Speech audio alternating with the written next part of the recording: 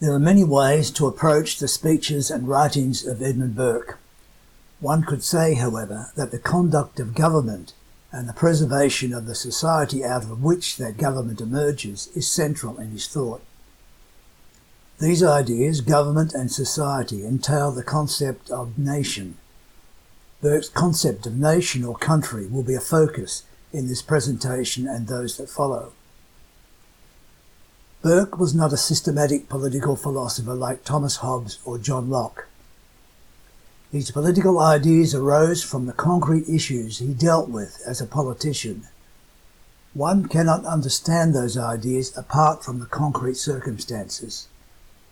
In this presentation, I propose to survey the life and times of Edmund Burke to isolate those ideas. To help me in this task, I will follow and comment on Jesse Norman's account of Burke's life and times in his 2013 book, Edmund Burke, Philosopher, Politician and Prophet. Norman's book is an excellent introduction to Burke's life and political philosophy, covering the essentials.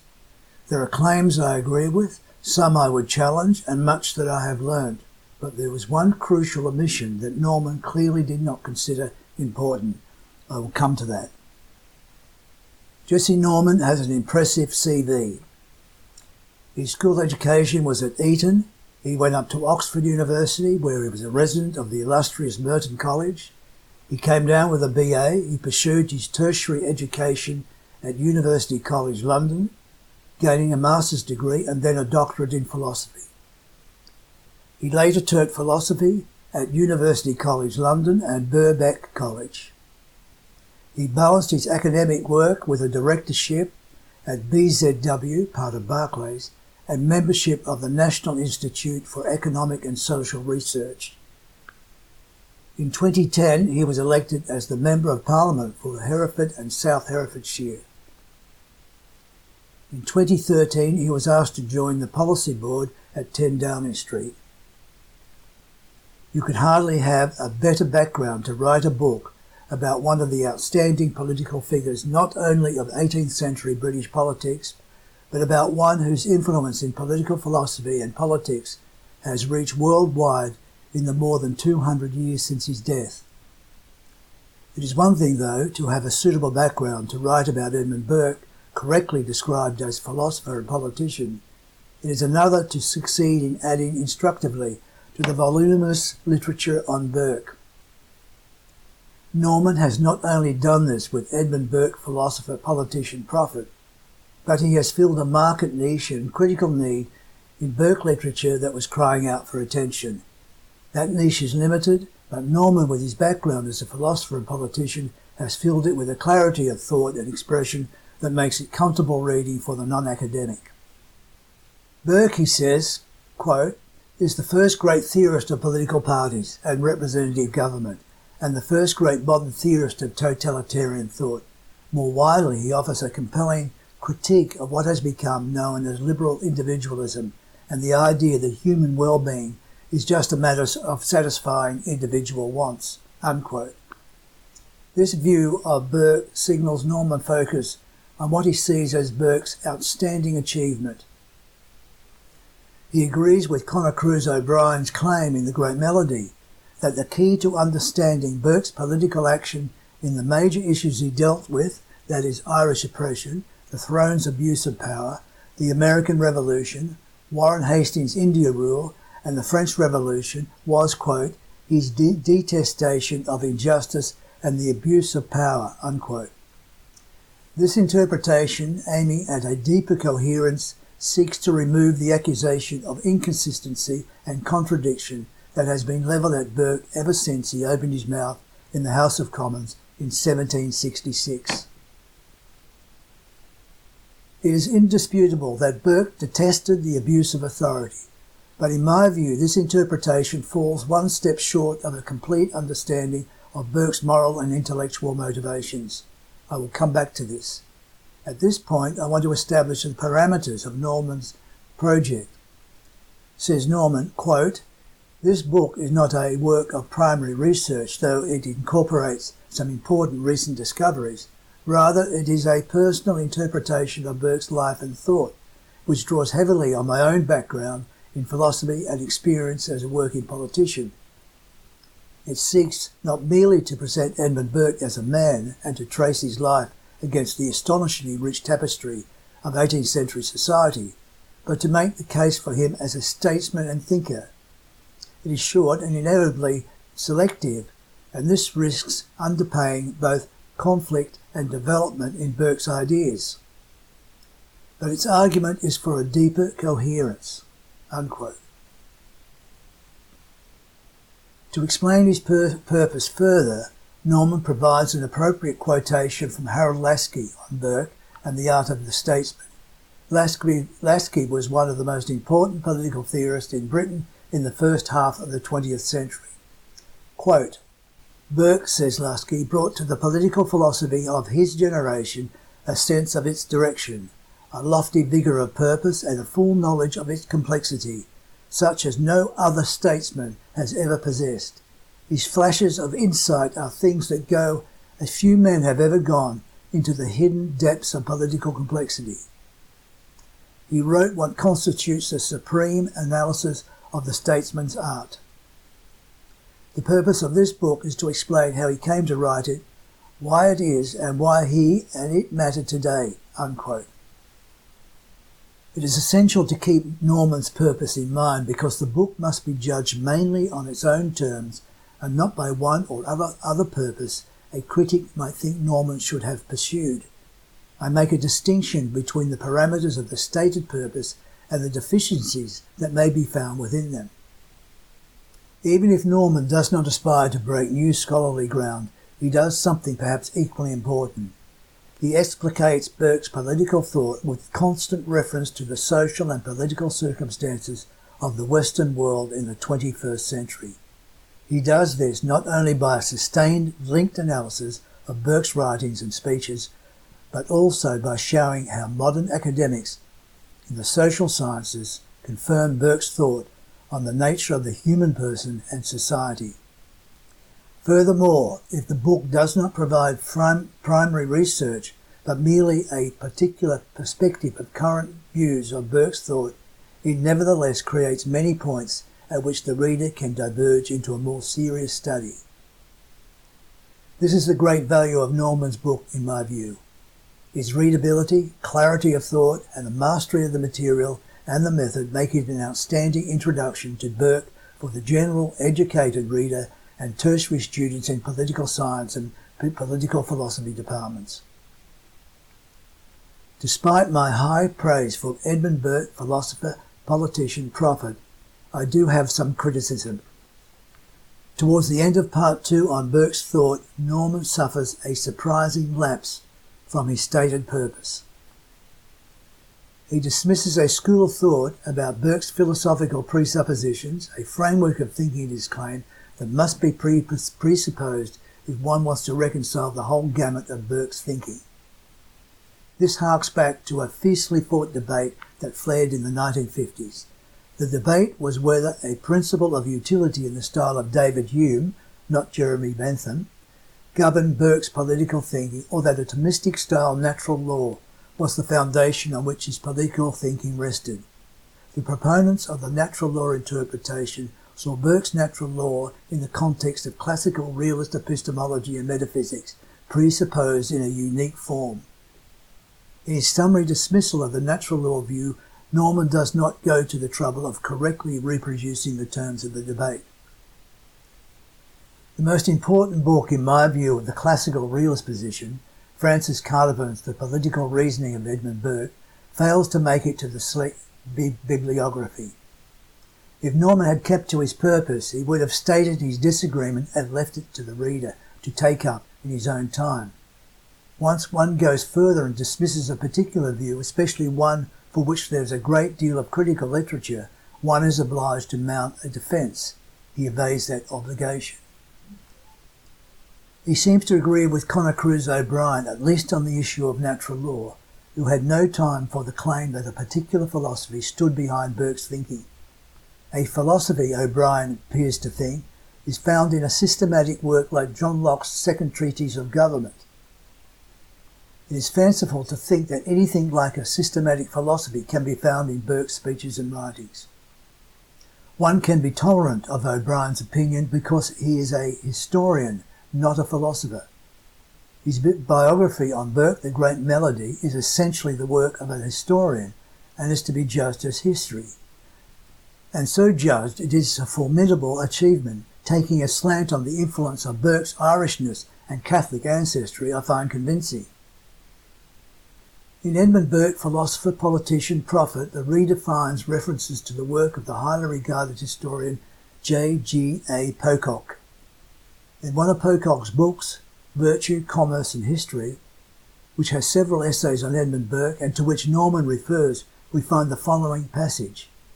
Quote, "It is one thing to be dealing with Thomas Hobbes, who claimed from the outset of his publications to be embarked upon a philosophical enterprise of a particular kind, and another to be dealing with Edmund Burke, who delivered speeches and wrote pamphlets on a wide variety of occasions in the course of an active political life. The claim that the latter's works are informed by a conceptual philosophical unity requires a different sort of justification from the same claim with respect to the former. Not all the great intelligences who have engaged in political discourse have engaged directly or indirectly in systematic political theorising." Unquote. It is curious that Norman follows Pocock's approach to explicating and understanding Burke, but forgets about it when it comes to the natural law classical realism interpretation.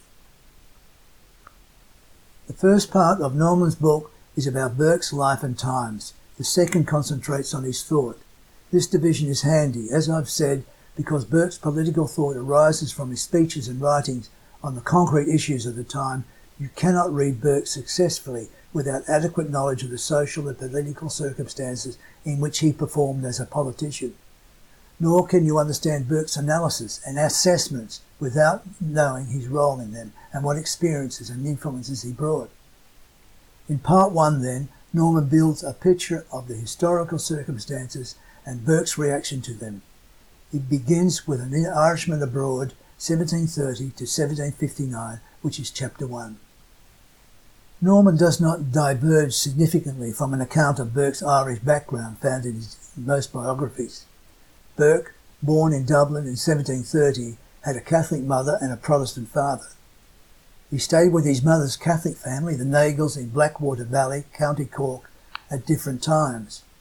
Norman makes the vital point that in a land whose Protestant minority grievously oppressed the Catholic majority, quote, Edmund grew up as the product of a marriage mixed not merely by religion, but by trajectory and class, unquote. He does not make as much of the inner conflict this caused in Burke as O'Brien does. The crucial influence of the Quaker Shackleton family in forming Burke's moral and political outlook is given its rightful due.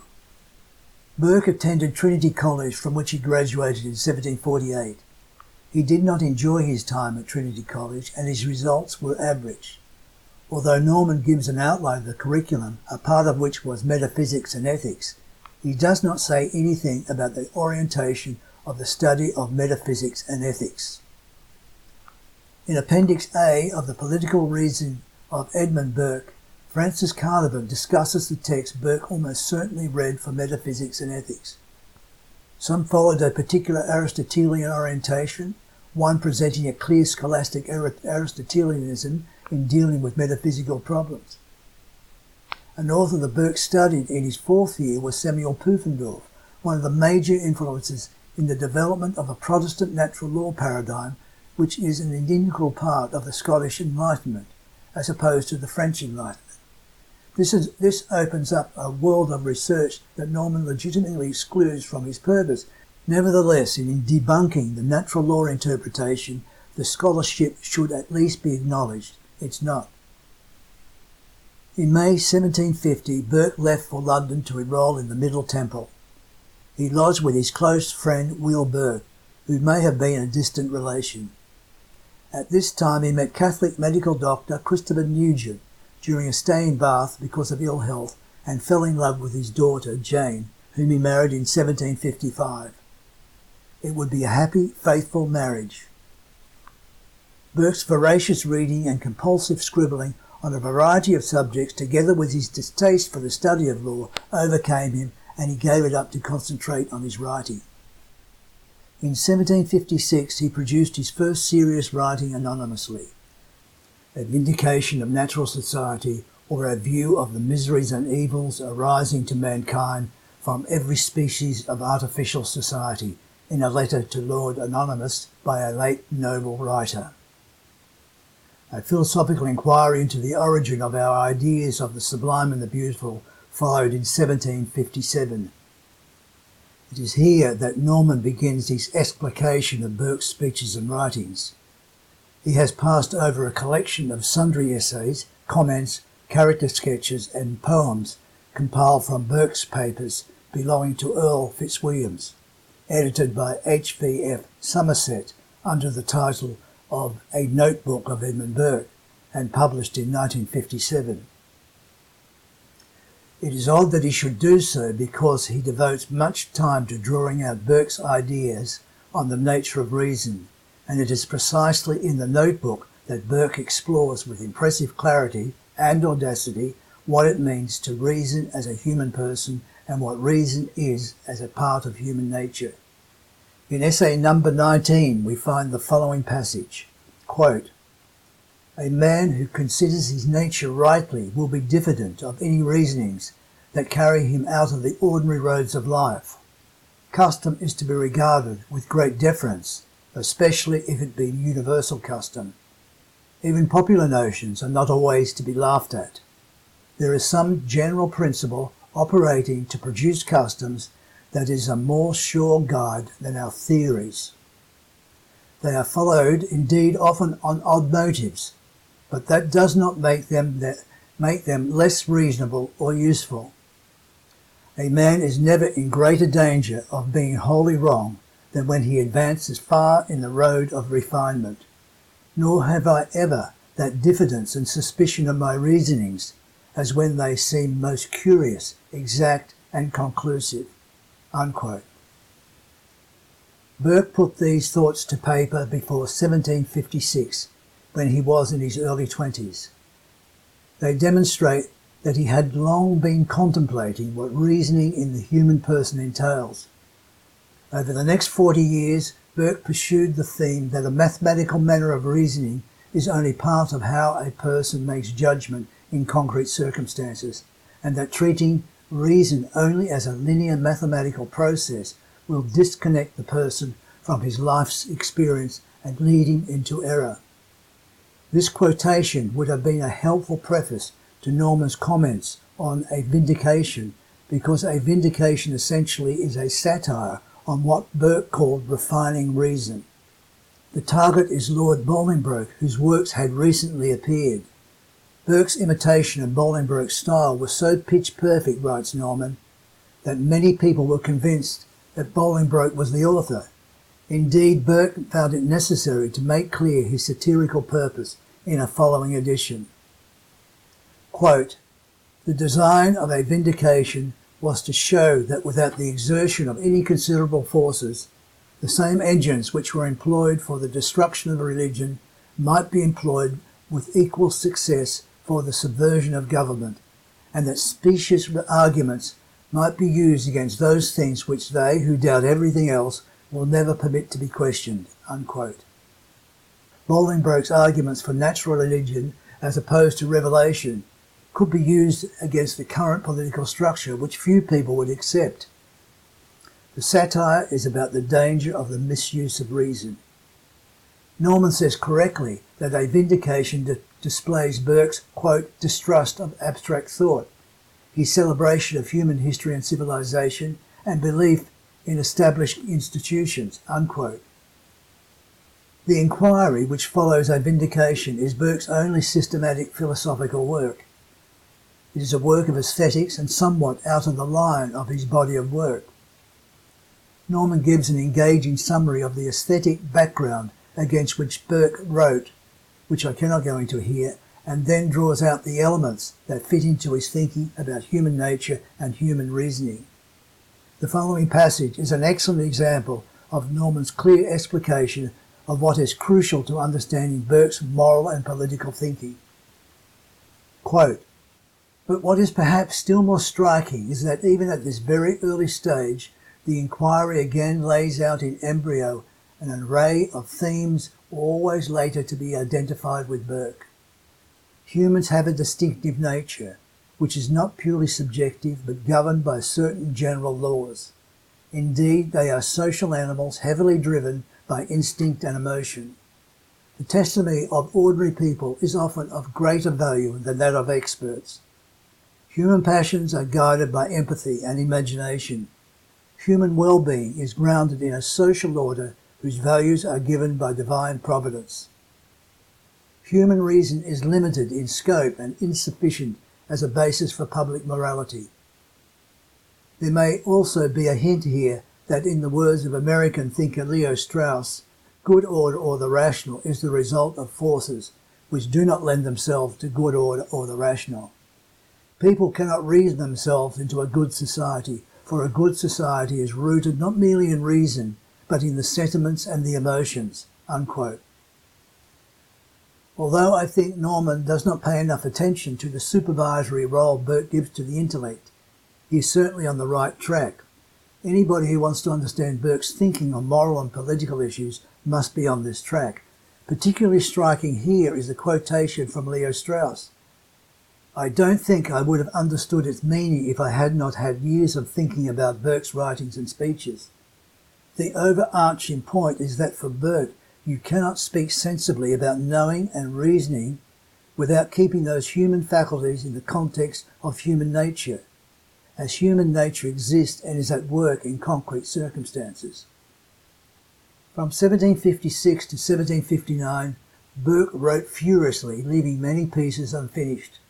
One that he did finish was an account of the European settlements in America, dated 1757, which he wrote in collaboration with his friend Will Burke. The work deals with British colonies and the importance of organising and maintaining them effectively. Again, Norman emphasises Burke's major theme that people have a common nature but express their nature differently depending on their circumstances. Quote, "People differ crucially in their history, character and manners. What institutions and culture they develop make a huge difference to their well-being and success. The Christian religion is generally a civilizing force." Unquote. But Norman has yet to make the connection between reason, as Burke understood it, and the importance of culture, traditions and manners, etc. He ends this section, An Irishman Abroad, with Burke's first tentative steps into politics. Wealthy William Gerard Hamilton, who is on the staff of Lord Halifax at the Board of Trade, offers Burke a position as his secretary. I have skipped over a great deal of social and political background in this first session, which Norman describes in an engaging way. Particularly vivid is his description of London. He brings alive its intellectual, literary and artistic vibrancy amid its filth, drunkenness, overcrowding and human degradation. My concern, however, is picking up the main threads of his explication, which carries through into the book's second part.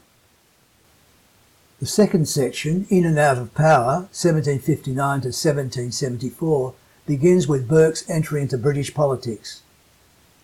When Lord Halifax was sent to Dublin in 1761 as Lord Lieutenant of Ireland, William Hamilton accompanied him, now promoted to Chief Secretary. Burke went with Hamilton. They were very different characters with different aspirations and eventually fell out, particularly over Hamilton's attitudes and actions in Ireland. They parted company in 1765 amid some rancour. Despite the unpleasantness and the possible thwarting of political ambitions, the stars were aligning for Burke. Norman does not mention the incomplete tracts relative to the laws against popery in Ireland that Burke began during this Irish period, probably in 1765. Nowhere else did Burke deal more explicitly with the nature of law and classical natural law than in the tracts. F. P. Locke, whose two-volume work on Burke was an essential influence on Norman, commented that in the tracts, quote, "Burke's use of natural law arguments supplies some of the strongest evidence for the natural law interpretation of his thought," unquote. I should add that Locke goes on to suggest that Burke's invocation of natural law was merely a rhetorical tactic in the circumstances, as was his use of utilitarian arguments. I will take vigorous issue with this claim about the tracts and the school of thought that Burke, quote, employs whatever arguments he can find with more regard to their probable rhetorical effectiveness than to their philosophical coherence or logical consistency, unquote. I will insist that a proper reading can reconcile Burke's appeals to natural law and utility. I will go further. The outstanding feature of Burke's thought is its astounding consistency over the years, from the beginning of his sketches contained in the notebook. I don't have the space here to deal with the extensive issue of natural law versus utility. I do that elsewhere. It seems that Norman is in sympathy with Locke, at least on the subject of natural law. It was not much later that the Marquis of Rockingham, leader of a large Whig faction in the House, took Burke on as his secretary. After the fall of the Bute ministry and a period of instability, George III directed Rockingham to form a ministry. The administration took office on 15 July 1765. On Christmas Eve that year, Burke wrote to an Irish friend, quote, "Yesterday I was elected for Wendover, got very drunk, and this day have a heavy cold," unquote. Wendover was a pocket borough in the gift of Lord Verney, a close connection of Will Burke. Will generously stood aside to let Edmund stand, who, after the customary allowance of alcohol to his constituency, could take his seat in the House. Burke's first appearance in the House was in 1766. Burke found himself directly in the thick of the political action because the Rockingham Whig administration had to engage with the serious issue of taxing the American colonies to raise revenue. The issue was whether it was legitimate for the British government to do so. The previous administration had enacted the Stamp Act in 1764, which caused, quote, uproar, resistance, and the first signs of rebellion, unquote, in the American colonies. The Rockingham Whigs moved to repeal the Act, but because of their inexperience, incompetence, and Rockingham's refusal to compromise, the King dismissed them in July 1766. Burke, says Norman, came to the defence of the Rockingham administration in writing, quote, "The result was a short account of a late short administration, which gave a glimpse of a new conception of the very idea of a political party," unquote. The idea of a political party and what that entails will be a foremost theme in Norman's explication of Burke's political thinking. He pays tribute to Rockingham, who provided the context within which Burke, quote, assumed a crucial role, moving the Rockingham Whigs away from factional politics and shaping them organisationally and intellectually into the prototype of the modern political party, unquote. Rockingham had, quote, set a pattern among his political set, combining moral principle with a consistent adherence to a set of core policies and political patronage and financial support, unquote. Two pamphlets in the same vein followed, which Norman describes as Burke's transition to political maturity. They were observations on a late publication entitled The Present State of the Nation in 1769 and Thoughts on the Cause of the Present Discontents in 1770. In his comments on the observation, Norman continues to develop his theme about party. The observations showed that the Rockinghamites, as a political party, quote, had the capacity to articulate policy based on fundamental political principle, unquote. It is curious that he quotes one of the most important passages from the observations as a conclusion to his comments without sketching the crucial arguments that preceded, arguments that are continually rehearsed in the writings and speeches on the American problem. The following from the observations is just one of the many ways Burke expressed those arguments, arguments that are more about the nature of political reasoning than about Burke's ideas on political party. Quote, "It is easy to parade with a high talk of parliamentary rights, of the universality of legislative powers, and of uniform taxation. Men of sense, when new projects come before them, always think a discourse proving the mere right or mere power of acting in the manner proposed to be no more than a very unpleasant way of misspending time. They must see the object to be of proper magnitude to engage them. They must see the means of compassing it to be next to certain, the mischiefs not to counterbalance the profit. They will examine how a proposed imposition or regulation agrees with the opinion of those who are likely to be affected by it. They will not despise the consideration even of their habitudes and prejudices. They wish to know how it accords or disagrees with the true spirit of prior establishments, whether of government or of finance, because they know well that in the complicated economy of great kingdoms and immense revenues, which in a length of time and by a variety of accidents have coalesced into a sort of body, an attempt towards a compulsory equality in all circumstances and an exact practical definition of the supreme rights in every case is the most dangerous and chimerical of all enterprises." Unquote. Burke set up an opposition between mere abstract reflection on a political problem without regard to the concrete circumstances and dealing with a particular political problem in the particular concrete circumstances. The abstract or theoretical approach to political problems usually means invoking one theory or another about government or society. In this case, Burke talks about parliamentary rights and the universality of legislative powers. Such a manner of reasoning about political issues is completely inadequate according to Burke, and at best is likely to get the parties nowhere, at worst exacerbate the problem, as happened in the conflict between the British government and the American colonies. No political problem can be resolved without taking the particular people, their expression of their human nature, and all aspects of their circumstances into consideration. After reasoning in this manner about how to deal with the Americans over taxation, Burke provides the conclusion that Norman had quoted. In fact, he does not give the full quotation to fit out the argument. Whether all this can be reconciled in legal speculation is a matter of no consequence. It is reconciled in policy, and politics ought to be adjusted, not to human reasonings, but to human nature, of which the reason is but a part, and by no means the greatest part. Norman admits the sentence, "Whether all this can be reconciled in legal speculation is a matter of no consequence. It is reconciled in policy." I consider this passage critical for understanding the full range of Burke's thought. Reason, in this context, refers to a linear mathematical progression, which Burke often calls misleadingly metaphysics or describes as metaphysical.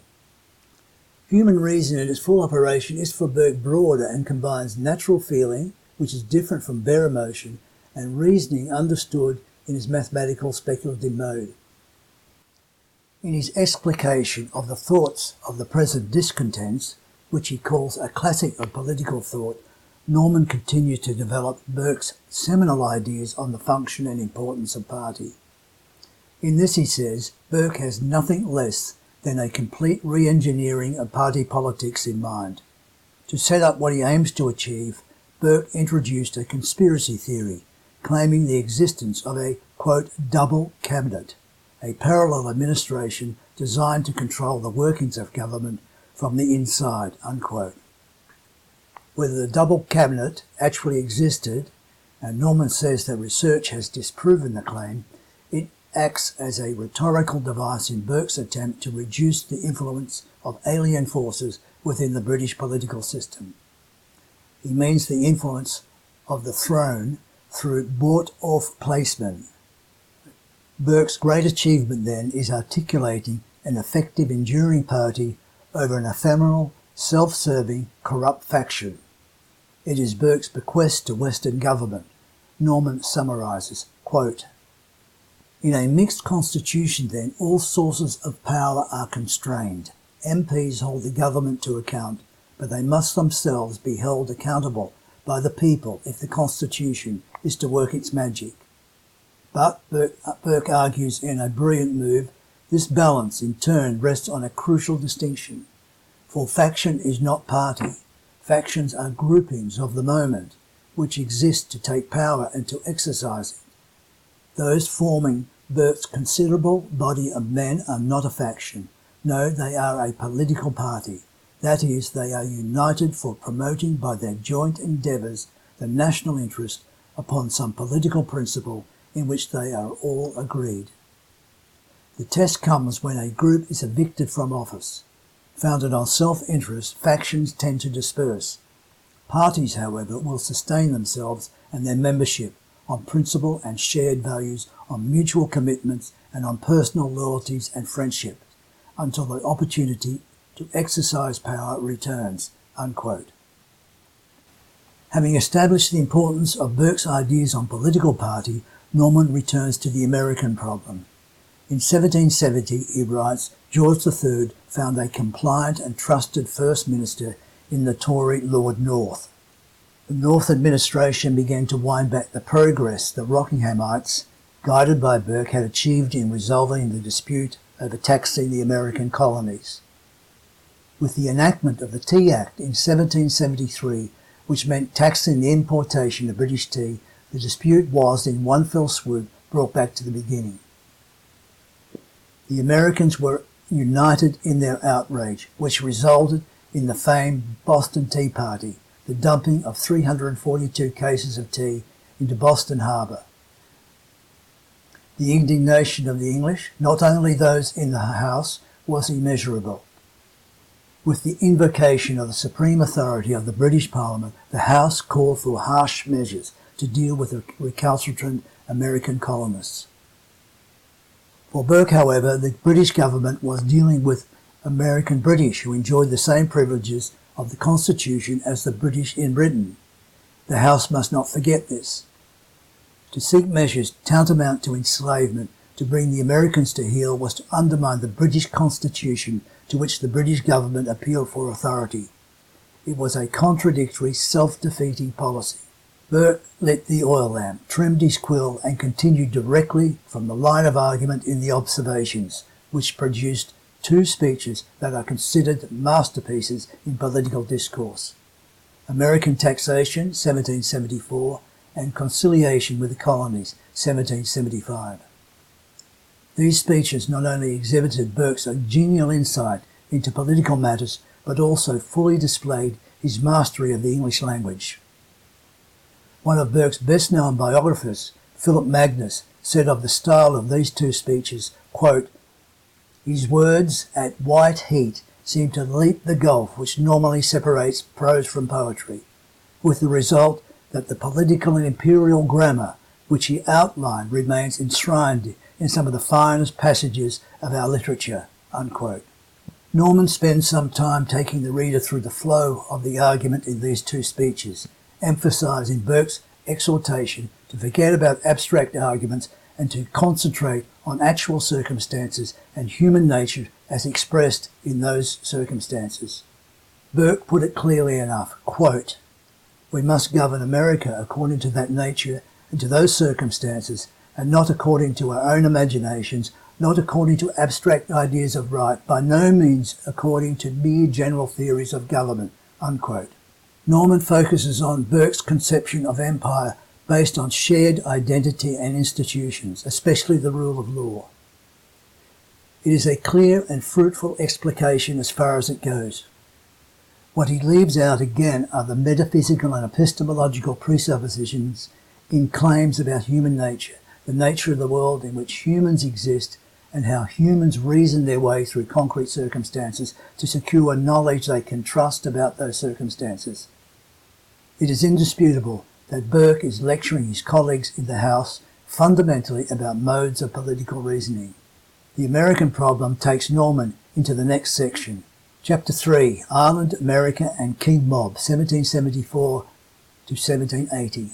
Norman pauses before completing his explication of the above speeches to return to the subject closest to his heart, the nature of parliamentary politics and Burke's dominant role in articulating how the parliamentary system should work and what the role of parties and politicians should be in that system. In 1774, Burke had to give up his seat in the borough Lord Verney had generously gifted him. Lord Verney was in grave financial trouble.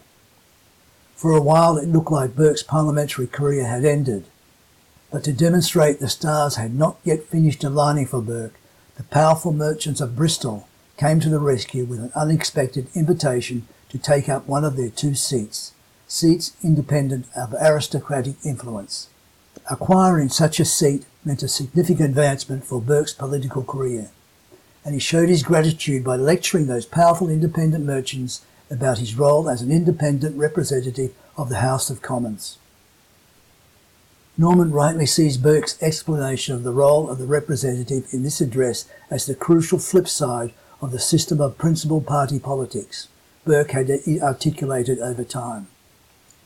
The oft-quoted passages from Address to the Electors of Bristol, 1774, are known as much for their eloquence as for their influential ideas.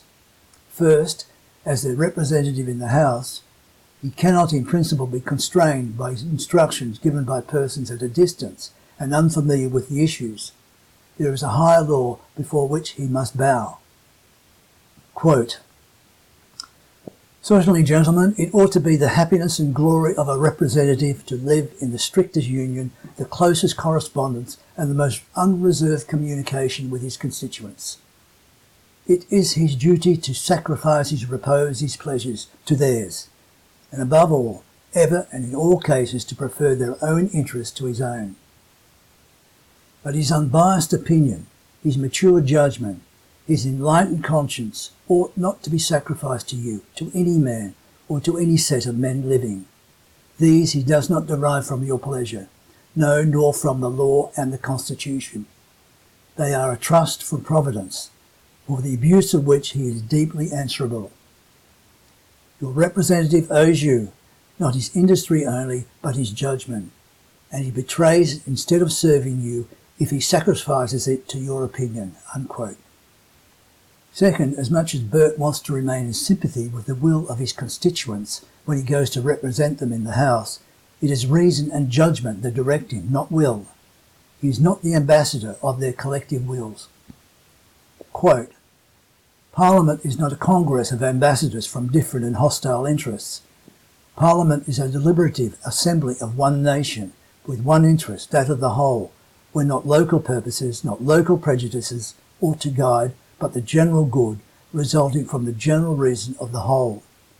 You choose a member indeed, but when you have chosen him, he is not a member of Bristol, but he is a member of Parliament." Unquote. Norm sets Burke's election to one of the seats of Bristol against an instructive description of the electoral system of that time, highlighting many differences, some amusing, with the present system in Britain. As I have already noted, the vibrant social and political context Norman provides is one of the most appealing features of his book. Around this time, a most unusual friendship between Burke and the much younger Charles James Fox began to develop. Apart from Burke himself, says Norman, Fox was by far the most interesting figure to emerge at Westminster in the 1770s. Fox, a direct descendant of Charles II and son of a wealthy Tory who spoilt him rotten, was dissolute, unprincipled, and a notorious gambler, the direct opposite of Burke. Their strange, unexpected collaboration would be influential in the following years. With his introduction of Fox into the political scene, Norman returns to rounding off its explication of the American writings, pausing briefly on the crucial letters to the sheriffs of Bristol, 1777, to note that Burke restates much of the argument in the previous speeches, in somewhat more radical language. It would have served his purpose to linger a little longer on the 1777 letter because Burke, in a more contemplative mood after the apparent loss of the American colonies, breaks ground that has not yet been discussed. First, there is the following stunning compact summary of all the mistakes Burke lays at the feet of the North administration and those whose counter-effective method of dealing with the Americans was to bring down the British heel. Quote, "It is melancholy as well as ridiculous to observe the kind of reasoning with which the public has been amused in order to divert our minds from the common sense of our American policy. There are people who have split and anatomized the doctrine of free government as if it were an abstract question concerning metaphysical liberty and necessity and not a matter of moral prudence and natural feeling. They have disputed whether liberty be a positive or a negative idea, whether it does not consist in being governed by laws without considering what are the laws or who are the makers, whether man has any rights by nature, and whether all property enjoys be not the arms of their government, and his life itself their favour and their indulgence. Others, corrupting religion as these have perverted philosophy, contend that Christians are redeemed into captivity and the blood of the Saviour of mankind has been shed to make them the slaves of a few proud and insolent sinners.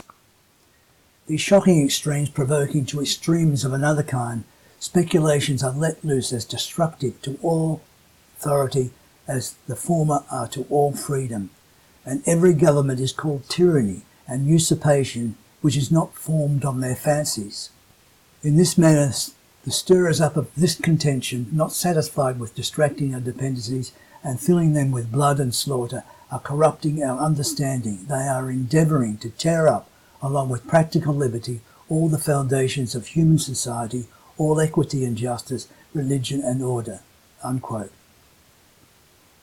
There are unmistakable references here to Hobbes and Locke and the more radical of their followers, whose contract theories I will analyse in a future presentation. The warning that abstract theorising about political and social matters will not only prove ineffective and impolitic, but will risk tipping a society into destructive radicalism will appear again and again in Burke's writings and speeches, especially during the French crisis, where the target is those more radical theorists like Richard Price and Thomas Paine. There is only one approach to policy, taking the prevailing circumstances and the nature of the people into consideration and applying moral prudence and natural feeling. An understanding of moral prudence and natural feeling and their relation to the function of prejudice, opinion and manners is necessary to fully grasp Burke's political reasoning. With the connection made between prudence, natural feeling, and the function of prejudice, opinion and manners in the act of conducting government, I will bring the first part of this presentation on the life and times of Edmund Burke to a close. The second part of this presentation will open with this connection before pursuing a discussion of the Irish and India problems and the issue of economic reform. I will end with the French Revolution and anti-revolutionary theory, the climax of Burke's political life and philosophy. I will deal with the often-made claim that Burke was inconsistent, even contradictory, in allegedly supporting the American Revolution and condemning the French Revolution.